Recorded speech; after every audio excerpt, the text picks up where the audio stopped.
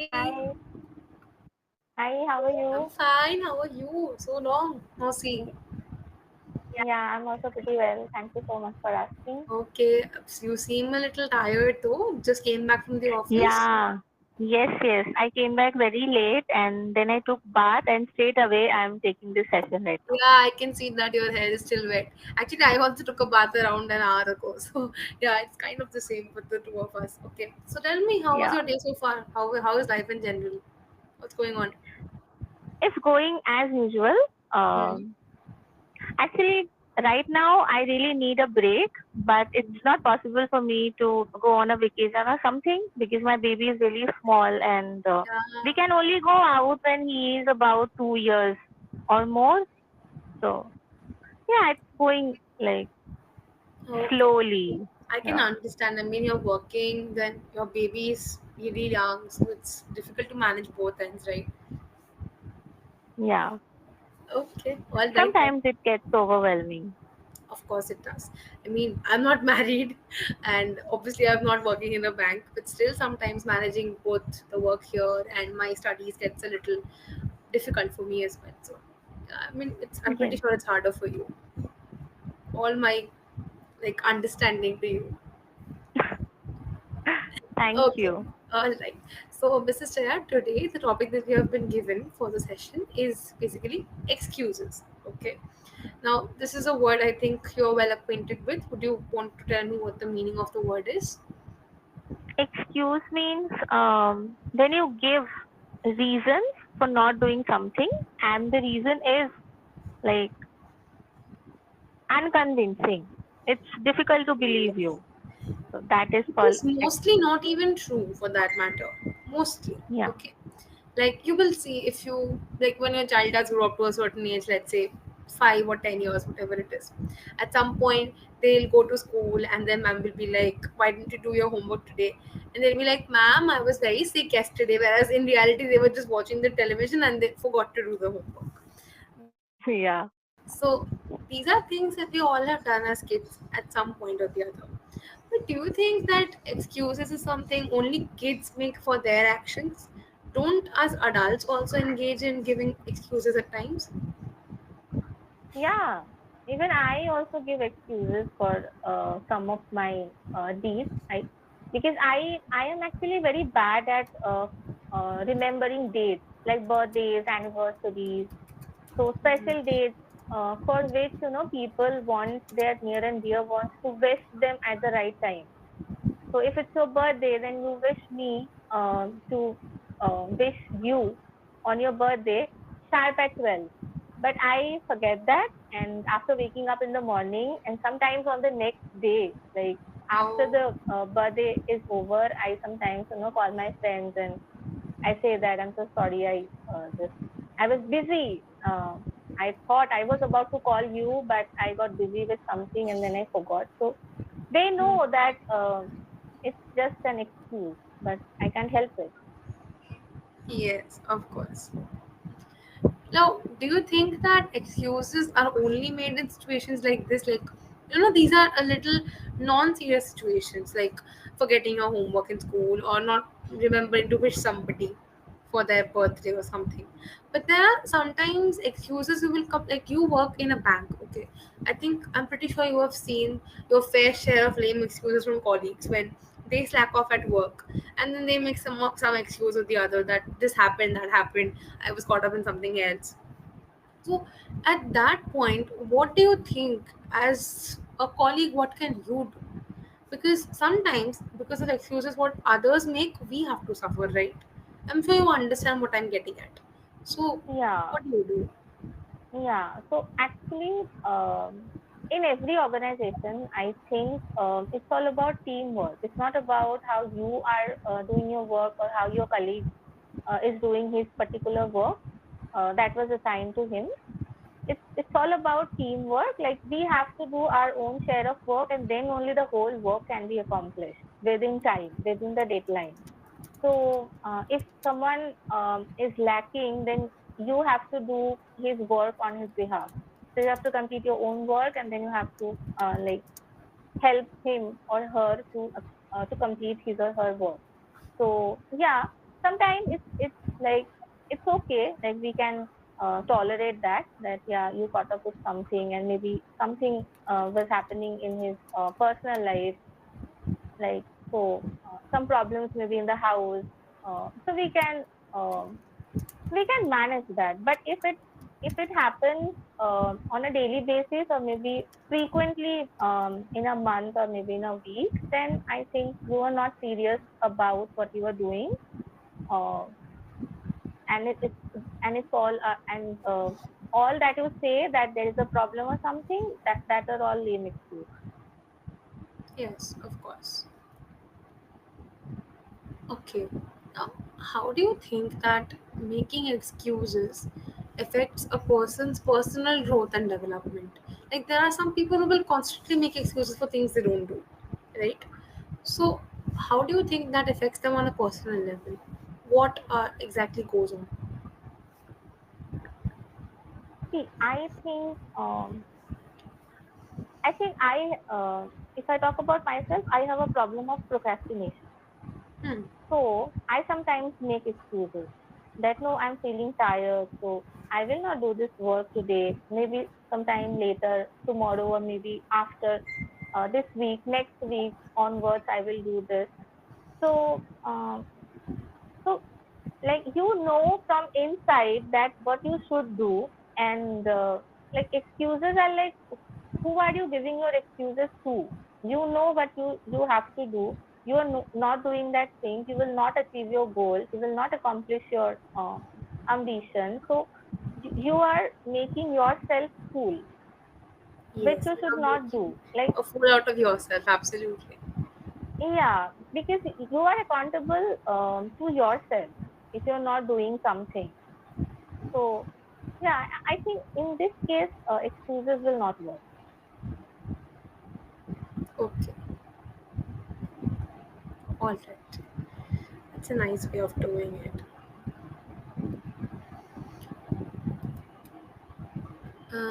All right. So, what do you think is the difference between an excuse and giving a justification for something that you've done? Hmm. I'm not quite sure. I mean, justification means you explain to someone that Hmm. why you did something. It could be wrong, it could be right, depending upon the perspective of looking at it. Um, yeah. Okay. So it may Anyways, appear to someone that you are making excuses, but it may not always be the case. exactly. It mostly depends upon how the person is viewing it, right?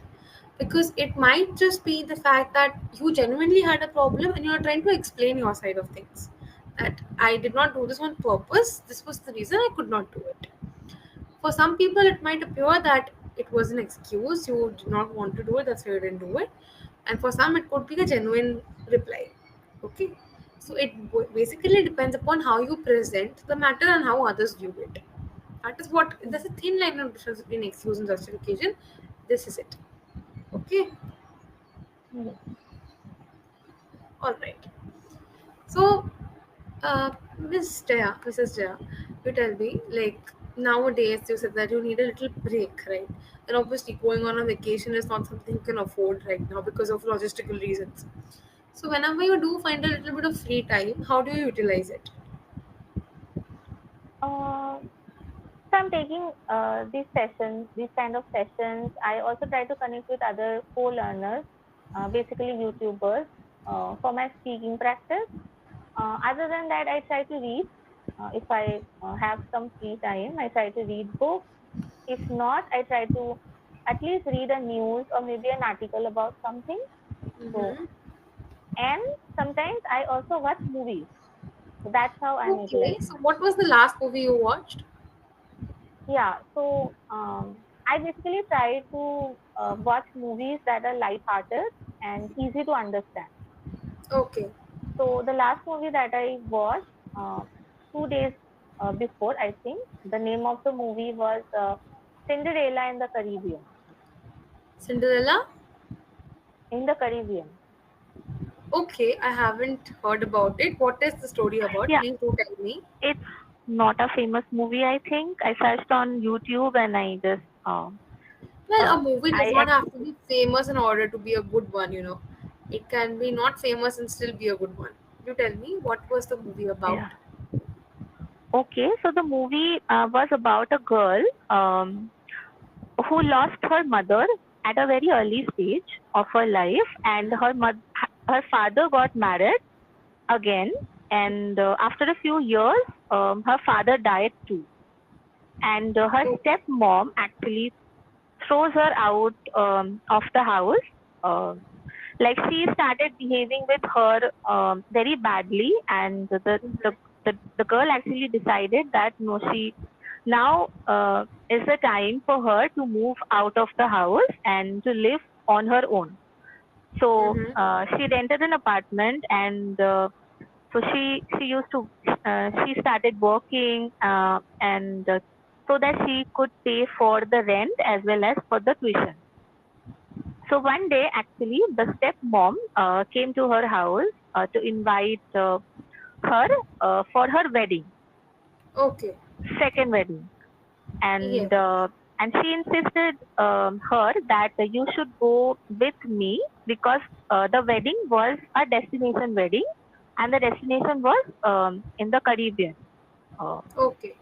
yeah, so they actually, so the groom, so he was a wealthy person and he had a villa or something in that particular area uh, beside the sea beach. So and that groom was also a divorcee. He had a grown up like boy, and so they all wanted to meet her as well because they have never met her. So the groom actually wanted her mother to Mm. take her along with them to enjoy the ceremony so that they can get along with each other in a nice manner. And the mother, stepmom, what she did, made she told very nice things about their life. That no, we are a perfect family and we take care of each other um, well, but actually the case was opposite. Like she actually threw her out of the house, but she didn't mention that to the groom.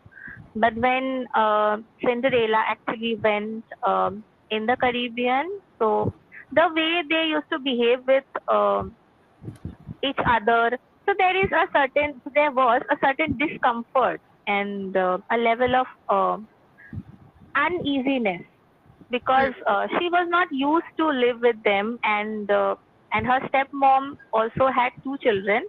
They were also not uh, got along with each other in a nice way. So everyone realizes that there is something that is not right, and eventually the groom actually got to know that the real story behind it, and he got really offended and he canceled the wedding.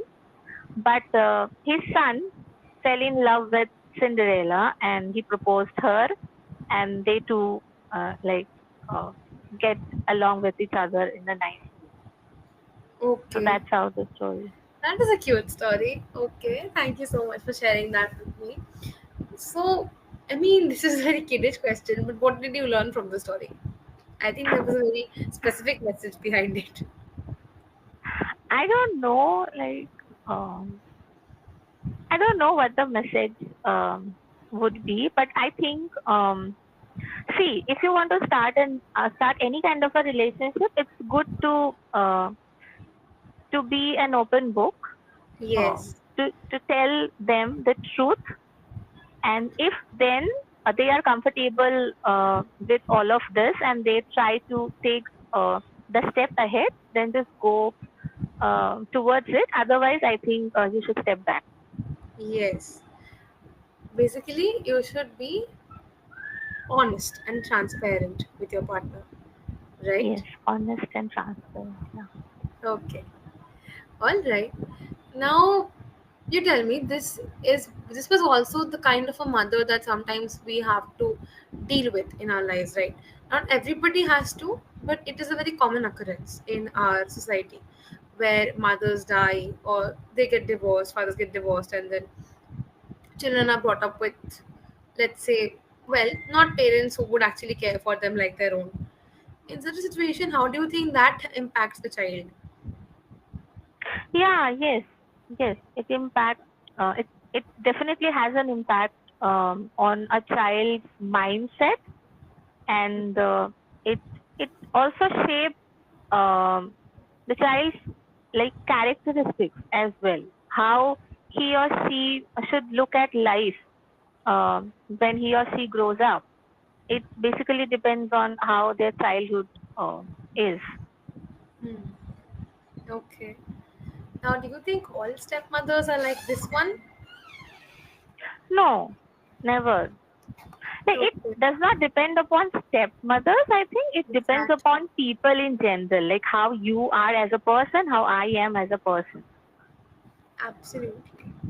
Yes, because I've heard of stories where biological mothers have been really, really, I would say, very bad to their kids. I can't even find another word about it. Okay.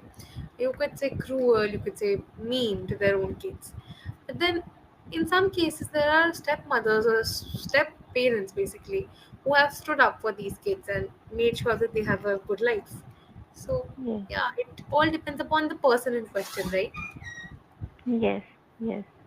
Okay, all right. So, Mrs. Jaya, coming back to the original topic we're talking about, excuses. Yeah. Okay, let's say after a certain age, like every other child, your child also starts to make excuses about things he's not doing. Like he is not finishing his food because, well, he doesn't like it. He is not studying because he wants to watch the television right now. So, whatever he's doing, he's making a lot of excuses. As a mother, how do you handle it?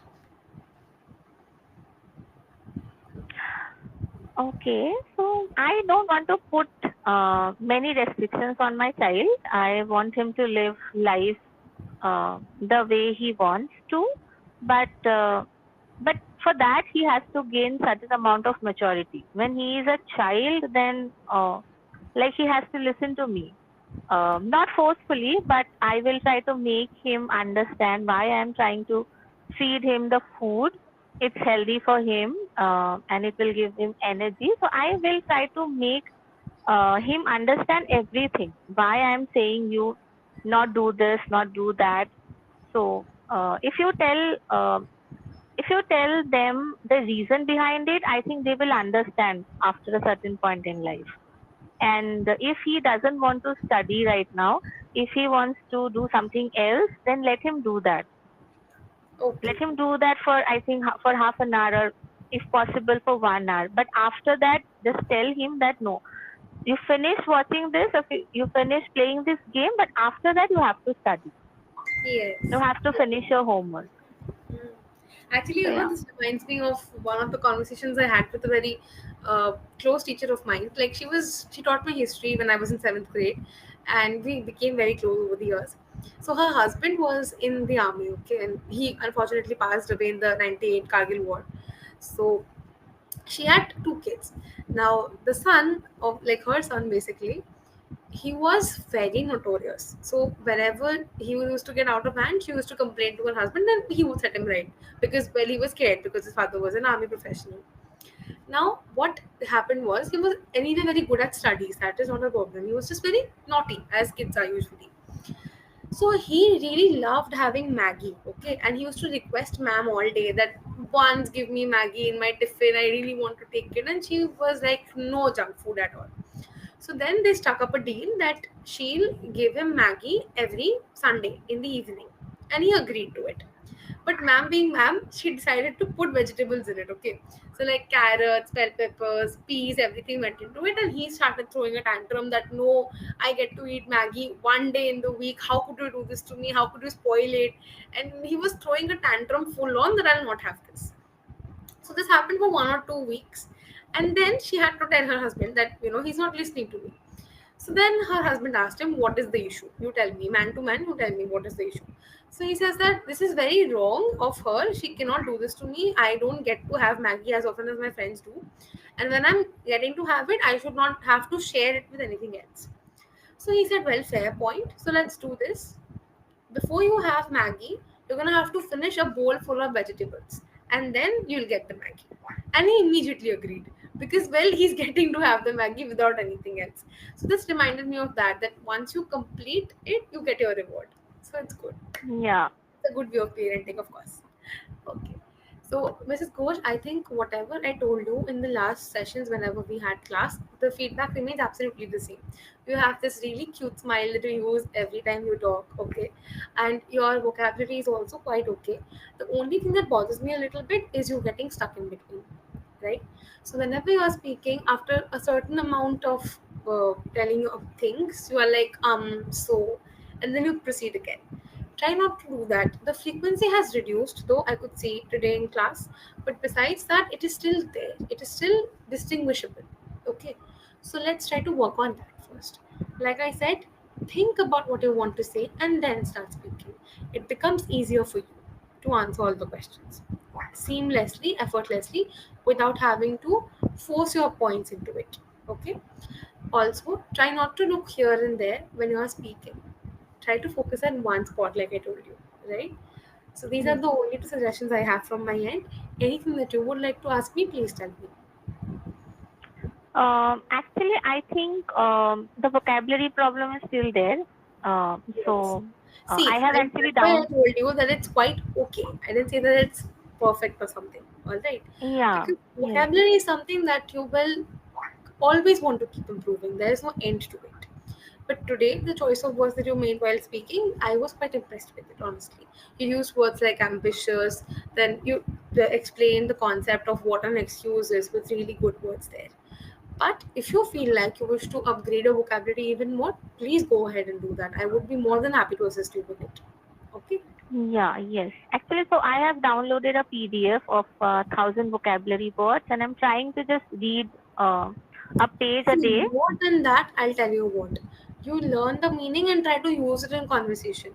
So, for example, you learn the meaning of the word pleasant. Okay? And when I ask you, Mrs. Ghosh, how was your day? Instead of saying it was good, you tell me it was pleasant, ma'am. So, see, you learned the word used in conversation. Do that. More than just mugging up 1,000 words, try to use at least 50% of it. Okay? That would be much more beneficial, practically speaking. Alright? Yes. Yes. Okay. Then that's all for today, Mrs. Ghosh. Thank you so much for joining. See you soon again. Bye bye. Good night. Bye bye, ma'am. Good night.